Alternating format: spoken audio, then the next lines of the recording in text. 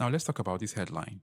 Tinubu demands headers to surrender their guns. So the headers are being asked by the president to surrender their illegal weapons. Now let's read the first paragraph. President Bola Tinubu has called on headers to end open grazing, surrender all illegal weapons, and transition to ranching as part of a new national strategy to resolve the long-standing farmer-header conflict.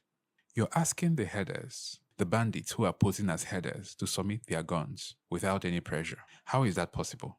Understand that recently a lot of abductions were made, and these people who were abducted were released without any arrests of bandits, without any raiding of bandits' camp, without any recorded casualties for the terrorists and the bandits.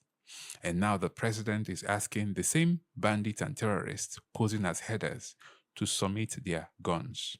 How is that possible? Why are we making so much headlines with no results? Who are we trying to deceive? The president is asking the headers, the bandits posing as headers, to stop open grazing on their own. How is that possible? If it was possible for the headers to stop open grazing on their own, they would have stopped by now. Why is the government not using her powers to make laws banning open grazing in order to curtail the conflict going on in the country? But rather, they are asking the headers nicely to stop open grazing. I need to understand all of these things because it's becoming more complicated and more confusing. It now looks like most of the Nigerians out here are tenants in this country, whereas the bandits and terrorists are the main landlords. Because tell me why the government of Nigeria is refusing to use force on the terrorists and bandits. Tell me why.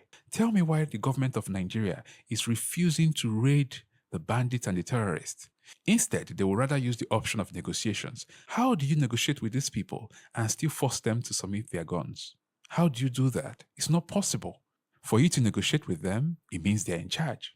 Who are these bandits and terrorists that the Nigerian government is so careful of? Who are these bandits and terrorists that the Nigerian government is so careful of?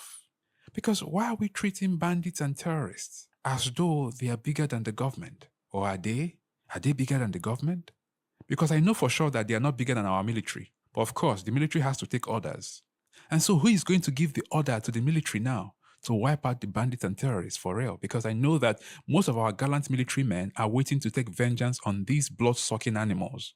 But they seem to be protected by our government. That's what it means. Because if that is not the case, why are we asking them nicely rather than using force to gain results?